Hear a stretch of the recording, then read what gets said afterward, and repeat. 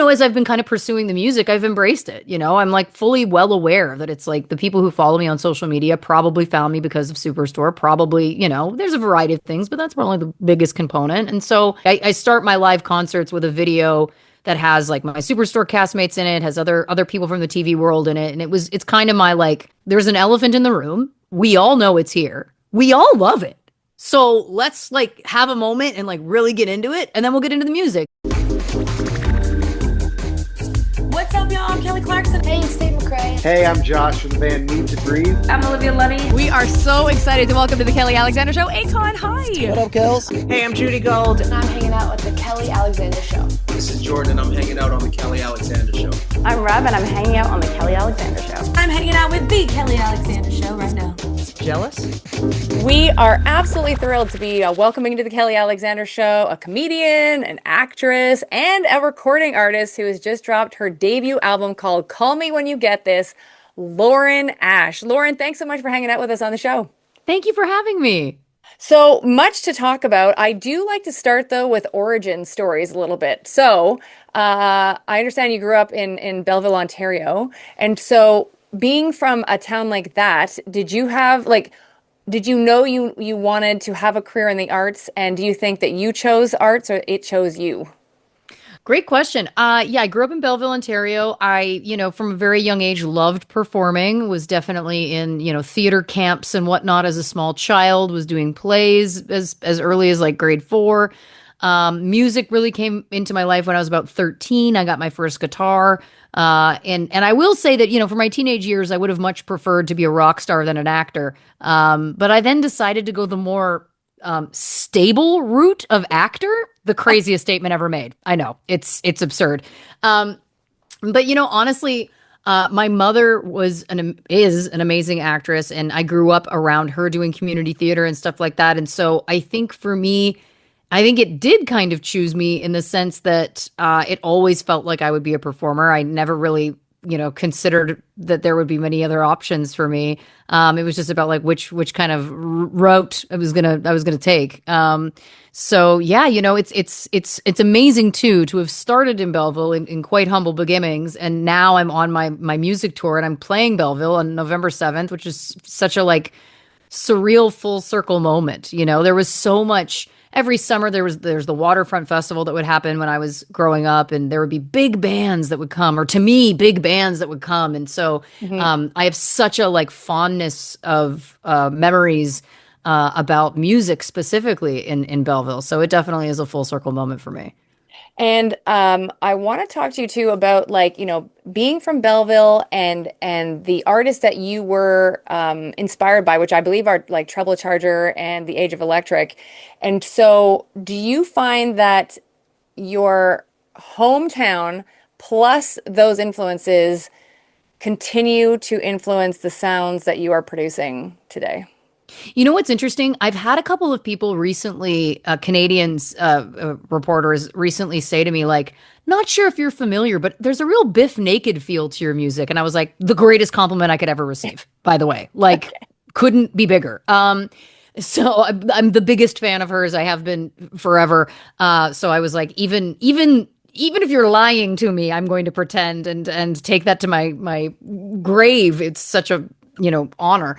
I think, a lot of the sound on the record is definitely reminiscent of that like early 2000s pop punk feel. I feel like there is, Treble Charger definitely feels like that's in there. Age of Electric is by far my favorite band of all time. And I think, from them, it was really like lyrically, I think the music kind of sounds a little bit different, but I was always so into their lyrics and Limblifter as well. Like Ryan Dahl, I think is like a really interesting songwriter. I think there's a lot of lyrics that I'm like, that man's brain works differently than me. And I love that. I'm always fascinated when I hear lyrics that I'm like, where did that come from? I would never think of putting that together. So yeah, I think definitely those influences are all there. Absolutely. Obviously, there's also like Blink-182 is a huge favorite of mine, and Gwen Stefani, no doubt, is obviously in there. But I think honestly, like, yeah, I have such a close connection to Canada in general and Belleville as well. It was one of those towns where like you grow up there and everybody's like, oh, this place sucks. And then you grow up and you're like, this place is awesome.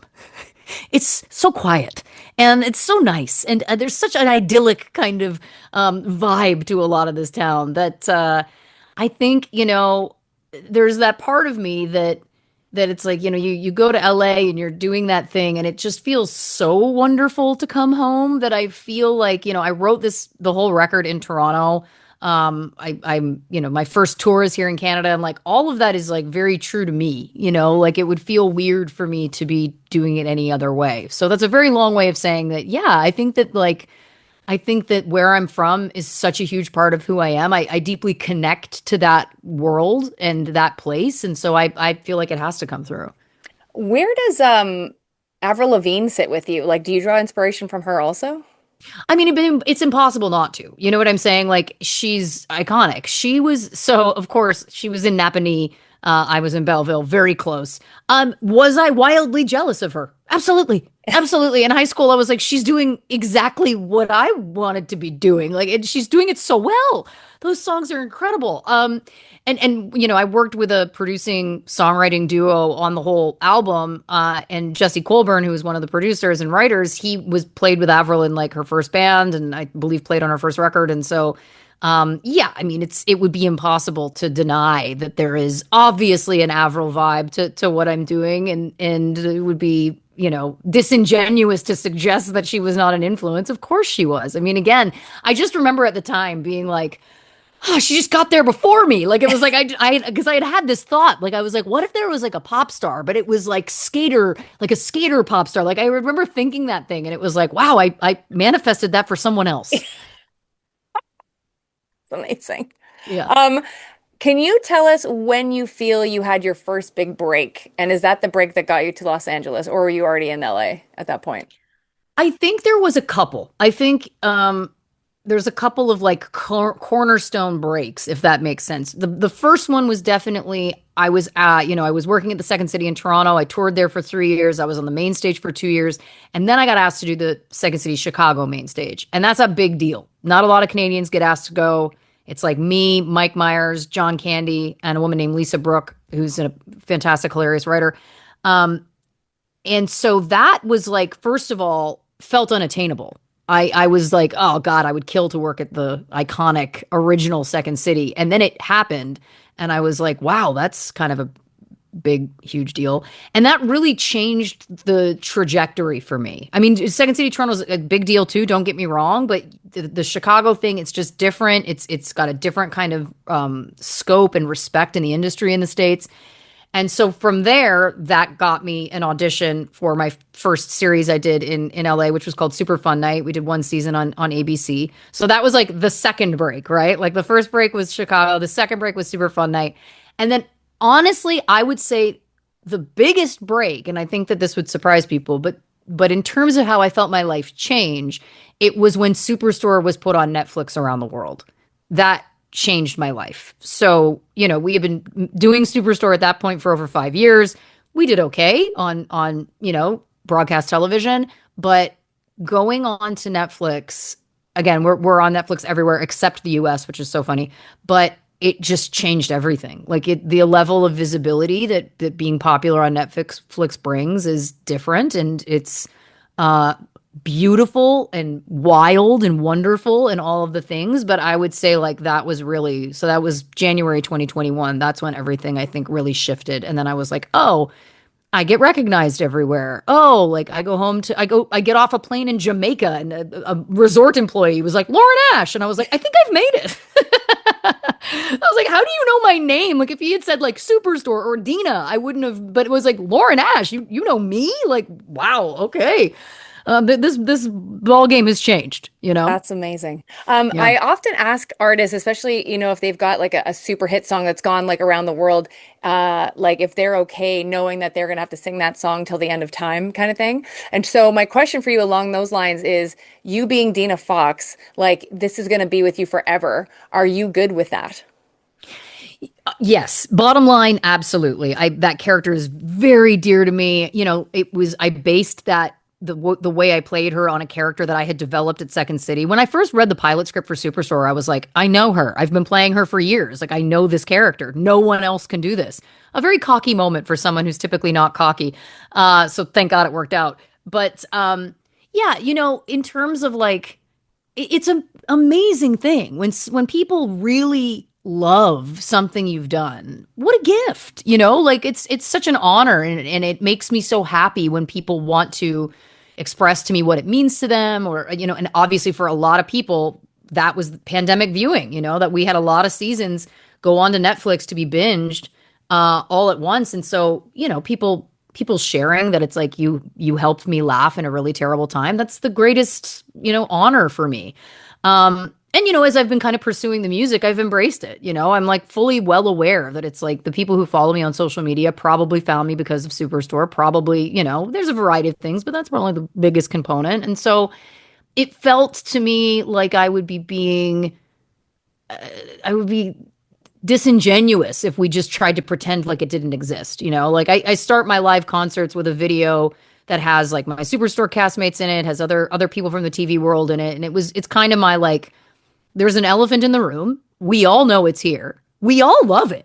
So let's like have a moment and like really get into it, and then we'll get into the music, and that has kind of been my approach. I haven't been afraid to kind of like make the connections on socials, and make video content with Mark McKinney, for example, to promote the record. And the one thing I loved was we put out that album or put out that video, and so many people were like, "This is brilliant marketing." And I was like, I love that people are like just saying like recognizing the game. You know what I mean? They're like, "Good for you." And I worried. I was like, "Are people going to think this is like cheesy or corny?" And they were like, "People loved it." And I was like, it's such a great example. Now, do I have lines? Sure. If somebody yells at me at a concert, say, "Shut up, Sandra," I'm not going to do that. That feels a little bit like I'd like to have agency in what I speak and how I speak. But yeah, to answer your question, it's an honor. It's an honor to be known for her. Thanks so much for watching our interview with Lauren Ash. She is so much fun, so talented, and ridiculously funny. Keep enjoying it, and don't forget to like and subscribe and tell all your family and friends about the Kelly Alexander Show.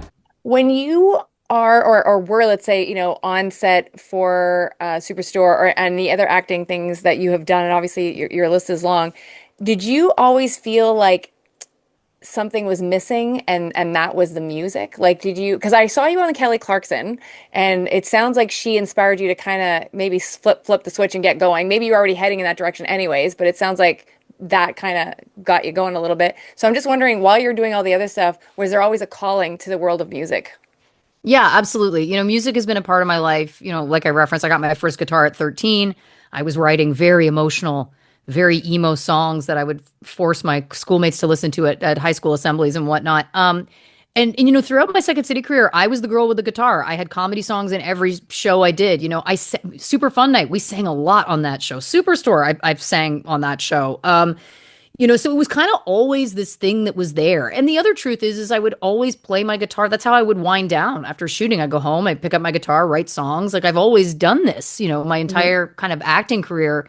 I've always worked on music. I just didn't play it for anybody. So it was really like, yeah, I was on the Kelly Clarkson show, I remember, and it was Jerry Springer, may he rest, was the other guest. And the three of us were kind of doing this bit and in judges' robes, and they went to commercial. So we had a couple, and so I don't even remember what the song was, but a song came on, and she and I just both kind of started like singing, and then we were singing along. We sang along for a fair amount of it. And then she turned to me and she was like, "You're a really good singer." And I literally, like, my breath was taken away. And I literally said, quote, "Thank you, Kelly Clarkson." Like, used her full name. Like, I've met her so many times at that point, but it was like, I cannot believe that, like, patron saint Kelly Clarkson of the music industry has told me I'm a good singer. So I did have that kind of moment where I was like, I mean, maybe I'm not that bad a singer. Maybe I should do this. And so that kind of was like, yeah, that was a really like inspiring moment for me to like go, hey, maybe you should just try doing this. And so then it was, that kind of like lit the fire to take it from my living room public. And I'm assuming you were obviously in LA at that point. So did you think you were going to do music there? Because I know you ended up doing it in Toronto. So like, how did you make that decision to like do it back home? So the first thing I did when I decided to pursue this was I threw myself a birthday party a couple of years ago, and I decided to throw a concert. So I hired a band in LA. We played a set of cover songs. I made merch. I did a fake Rolling Stone photo shoot. I blew up fake out like covers and put them up. And I told all my friends, I made a video that played before the show that was like, I need you to make me feel like a rock star tonight. Like, that's my dream. Like, will you help me live my dream? And like, everyone delivered. It was by far the best night of my life. And one of the guys in that band was like, do you write music? I said, yes. He's like, I'm a producer. You should come play me your songs. That was the most nerve-wracking experience of my life. I was like, you want me to sit here with this guitar and play my songs I wrote about my feelings? Like, that was like, I could be in front of 20,000 people speaking with no script and not break a sweat, but like sit with your acoustic guitar from 5 feet from one person. And oh God, I'll never, it makes my stomach turn just thinking about it. But the first few songs I released, we recorded down there. And then I just had, I guess it was last summer, 2024.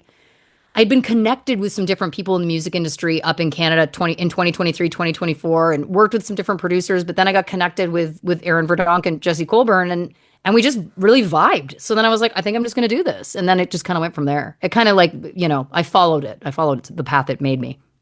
And how did you decide like the sound? Like, did you already know your sound? Like, obviously we talked before about the Gwen Stefani influence and Blink-182 and all that stuff. Like, did you always know you were a rocker? Yeah, 100%. That's always been the kind of stuff that I've written. In high school, it was far more, I don't know what we would classify it as, attempting to be a singer-songwriter. Doesn't matter. But I think, over the years, certainly as I became more of an adult, that was always the genre I was in. Always. It was always the kind of songs I wanted to write, that they all just kind of, went that way, naturally. And it is, again, my favorite genre of and time in music. And so, yeah, it just kind of happened organically. And I think one of the things I really like about the record is like a song like Diet Coke and Lexapro, to me, does not sound like that. To me, it sounds completely different. It's completely different than anything else on the record. But it was like so reflective of what was happening at that time. It was interesting to me because I never thought I would write a song that would sound that way. But I was in the throes of this breakup, out of my mind, and I didn't feel like me. And I think it's really cool that we reflected that not only lyrically, but musically.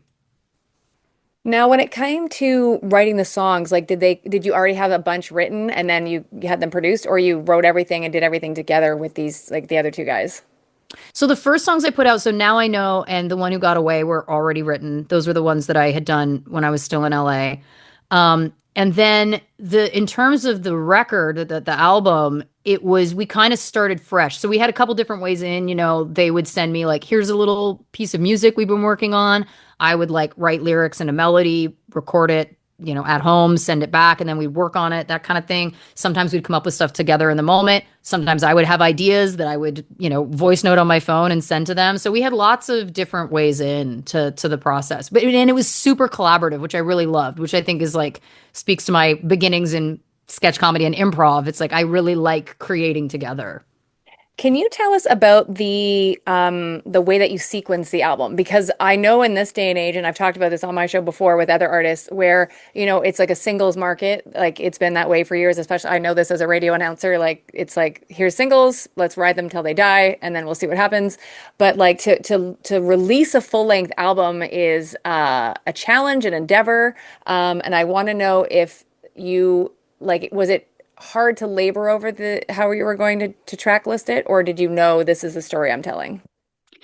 So, it's interesting because when I kind of first started, looking into actually doing this, the feedback that I was getting from so many different people in the industry was like, it's only singles. It's all singles. You got to just do singles. Don't worry about an album. Just crank out singles.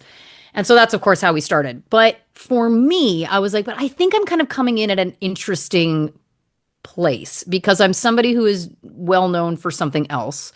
And I kept saying, I was like, I think I need a record. I think that if I had a full album, it would kind of like legitimize my place in this space that I am new to and kind of, elbowing my way into. And so for me, it was one of those things where the intention always was that I was like, I want to write an album that reflects a moment in time. I love those albums. I miss those albums. I love something that's like, this is a collection of songs that was written in this time that would never be written in another time. And of course, I was given the terrible gift of an awful breakup at that time, which I called the boys and I said, buckle in, we're writing Jagged Little Pill, whether we like it or not. We're in it, so let's go. But when I kind of like got, the last song that we wrote was The Day I Got Over You. And then I was like, it's done. Like I was like, yes, we figuring out what songs we're going to use and what we're not, but I was like, we don't need to write past that. Like to me, I was like, clearly we've encompassed the story. And so then we went back and forth a lot about like how do we want this to be? There was discussion about like, does Diet Coke and Lexapro even fit on the record because it's so different from everything else? And I was like, I think it does. I think it's the thesis statement. And then that's kind of where I started. So I was like, if that's the thesis statement, then maybe I just take us through chronologically. And it's like, literal that this is the story. And so that's what we did. And then when I was listening, I was like, I just feel like there's just something, it felt like there was something missing to me. It felt a little bit bare.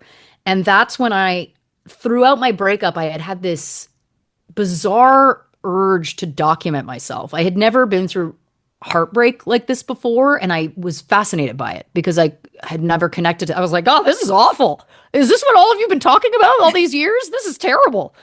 I'd been through breakups before, but this is different. And so I had these video clips of me going through the kind of wild emotions of this breakup. And so then I went, okay, what day did I write Diet Coke and Lexapro?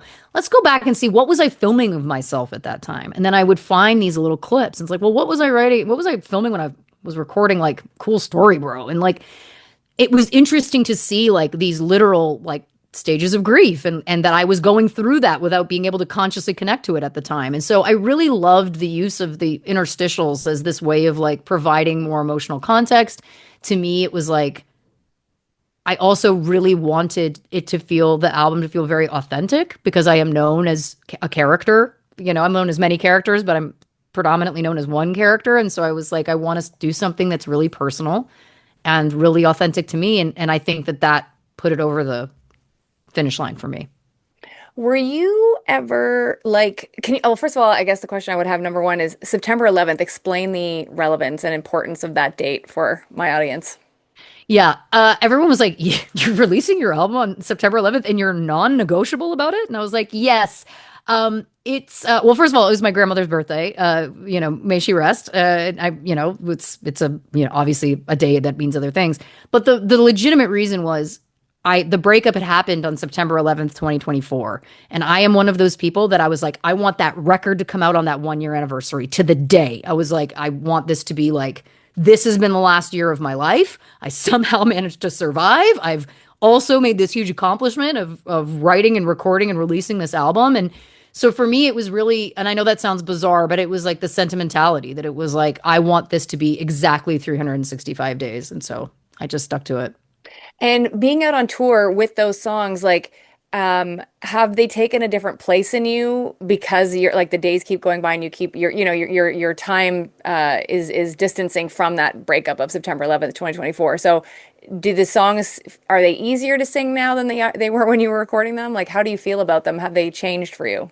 Yeah, I love performing live music so much. I could like nerd out about this forever. Like I love the energy exchange that happens with live music and people like live comedy is great to do too. Don't get me wrong, but with music, it's like everybody's standing, everybody's moving, everybody's super vocal. They should be screaming. In a comedy club, you're not supposed to scream. You know what I mean? So like there's this real visceral experience that can happen. And so a couple of big things are like, I just played a show in Ottawa and we're getting to the end of Walk Away and the whole crowd is singing every word. And it was one of those things where I was like, I know this is going to sound cheesy, but it was one of those things where it was like, this is bigger than me now. I created this thing that was very, very close and very, raw.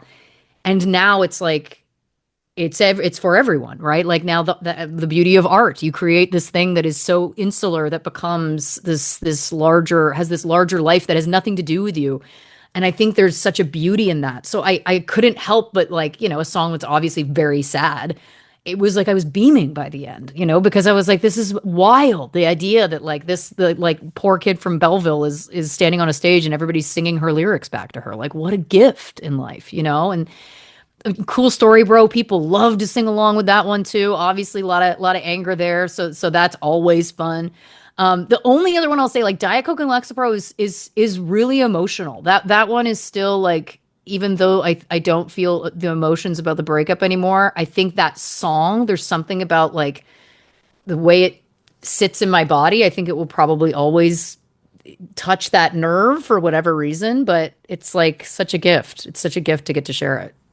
I have to ask you because I'm here in Montreal and Montreal's in Quebec and for my listeners that follow us in the States and around the world, we're in within Canada as people would know, but we obviously have an amazing francophone element to us. I know you've already performed here, so I want to ask you, what was it like to perform in Montreal, especially knowing that like we often get or said about us as a crowd that artists love performing here because we are next level audience members for artists.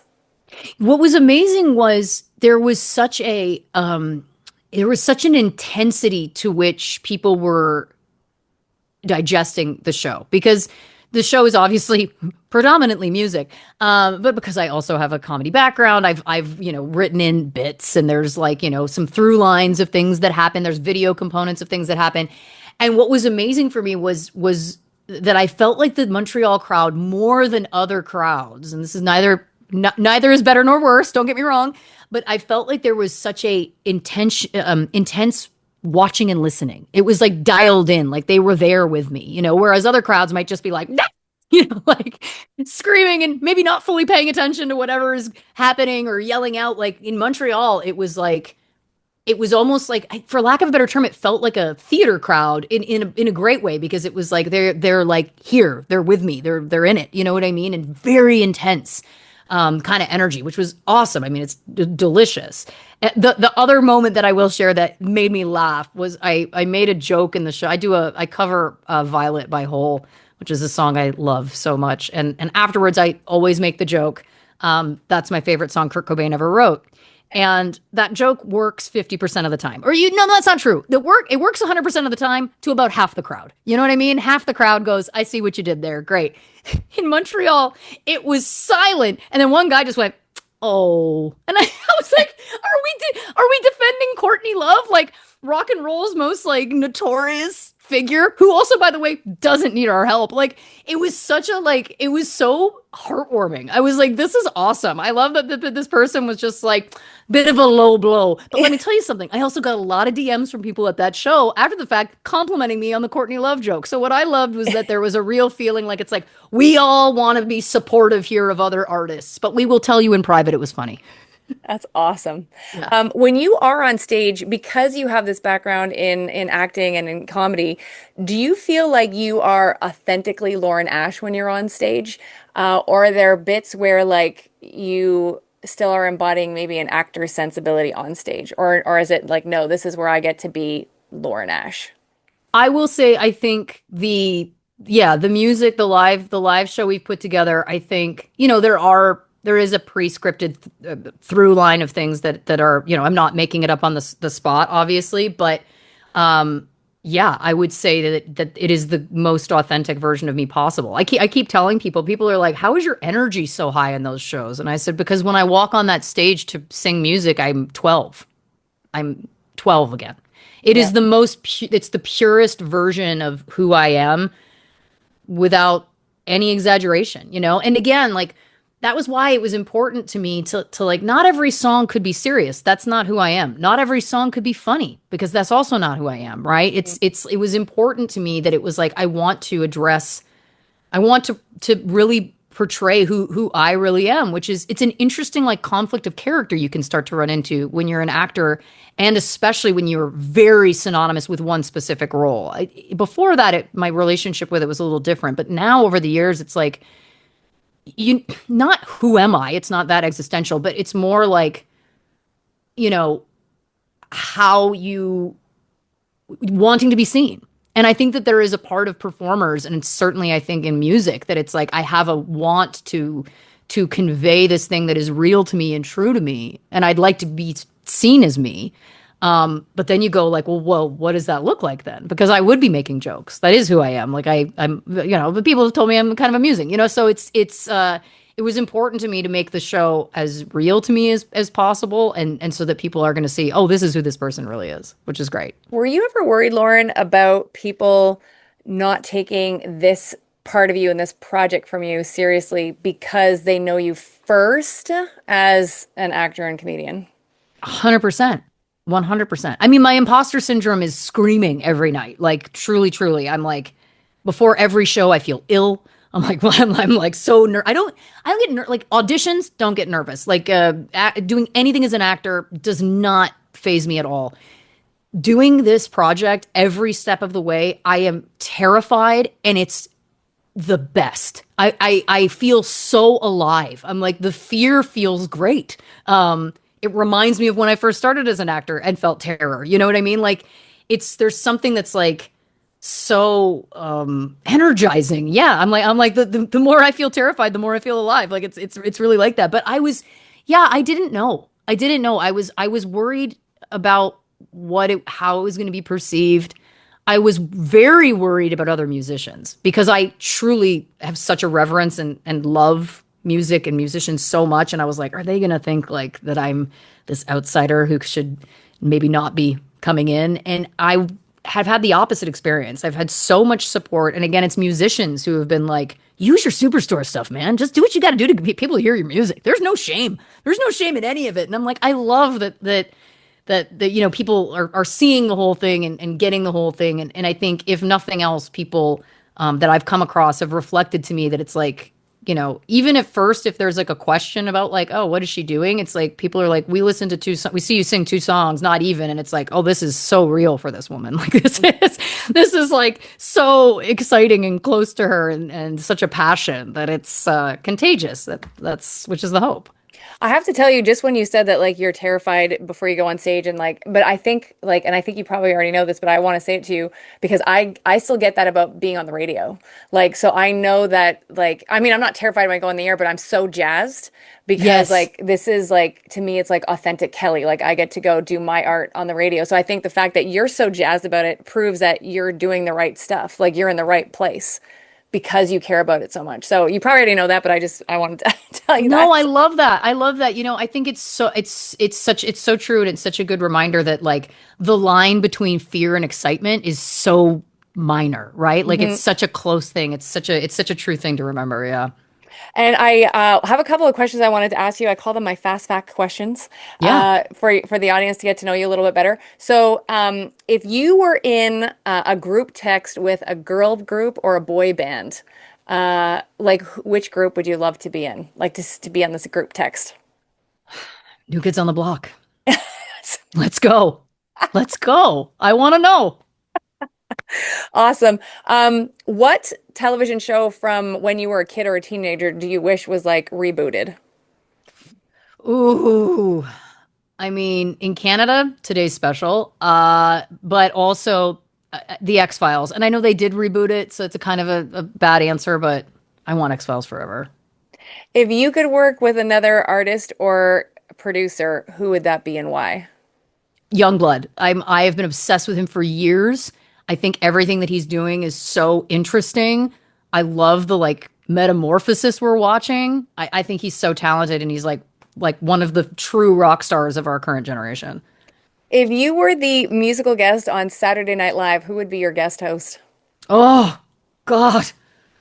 What a question. I mean, I would love, who I would love it to be is my friend Stephanie Beatrice from Brooklyn Nine-Nine and Disney Princess from Encanto. I feel like that would be like so fun for us. We became friends in New York, and that would be like a beautiful homage to our friendship.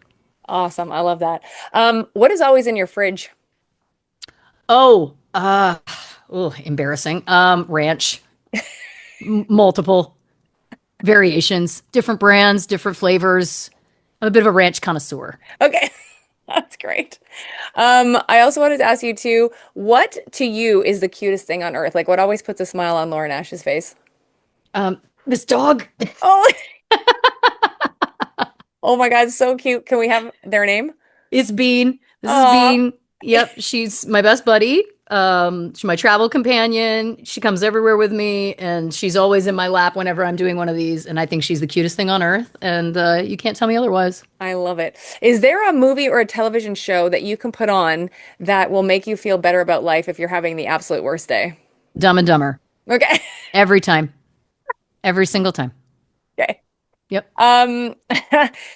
When it comes to other Canadian artists, can you name like maybe three that you would hear on like a top 40 radio or a rock station that you like love and think is like a good ambassador for Canada, like as a musician? Oh my gosh. I mean, right now, The Beaches, Yep. the most killer rock band, like, ah, I'm obsessed with them. Have I you met can't them say yet? You enough. must have met them. Have you met them? Not really, very, very briefly. Okay. But listen, it's gonna happen. Yeah. I'm willing that out into the universe. You know what I mean? Okay. Sean Desmond. I love the whole thing that's happening. I love all of it. I think it's like the story is so great. Talk about an ambassador to Canada, an ambassador to Toronto. And I have met him many times, and he's just a peach, just so lovely. But I think that he's definitely would have to be up there. And then, who else? I mean, listen, honestly, I would say Drake, and that is directly connected to Sean Desmond. I love like the way that Drake loves the city and whatever. Kendrick won, blah, blah, blah. The point is this. Your question was ambassador to Canada. Who do you think it is? And I think that in terms of like love of the country, love of this of Toronto, of the city, and trying to bring up the people that influenced him when he was younger, that's the best. I can't think of anybody better. Come I on. love it. This is like a challenging question and maybe stupid, but I'm gonna ask it anyways. Do you have a favorite song on your album? Yes. Diet Coke and Lexapro is my favorite thing I've ever written. Again, because I never thought I would write that song. I don't think I would ever have thought I would ever put out something that sounds like that. And then the other favorite, which is a very close second, is The Day I Got Over You, because to me, it's like very much my personality. And did I have to have a conversation about having a line with pubes got on the album? Yes, I did. I did have to have that conversation, and it was one that I was very happy to have. Okay, great. What is next for Lauren Ash? Like once this album cycle is done, are we getting another album? Do you have like, is there anything you can share with us? Yeah, we've been touring in Canada. It's been so much fun. I am hell bent on touring in the UK. So I'm putting that out there in every interview I do because I feel like that means I'll manifest it. I'm really excited, to just kind of like keep going. It's been I hosted a baking show here in Canada called Halloween Bake Shop and Holiday Bake Shop, which is upcoming earlier this year. They're airing now. So fun, such a pleasure. But otherwise, it's really music has been like the big pursuit this year, which has been such a fun gift to me to like after a, very long and wonderful run as an actor. It's great to kind of see what happens next. And that's not to say I'm not still an actor. I am. People keep messaging me like, why did you give up acting? I haven't. I'm just doing something else right now. But yeah, definitely more music. There's an unreleased song we play in the live set. So we're going to have to release that at some point. And hope to like play some fun festivals next summer and see where we go. Awesome. It's been such a joy to have you on the show. Thank you so much for making time for us. Oh, such a pleasure. Thanks for having me. That is Lauren Ash. Do not forget to check out her brand new album. And of course, you can grab all of her information on her website, laurenash.band. Hey, it's Kelly Alexander, and thank you so much for watching. Please make sure to subscribe to our YouTube channel, youtube.com/Kelly Alexander Show, so you are the first in line for all the cool content coming your way.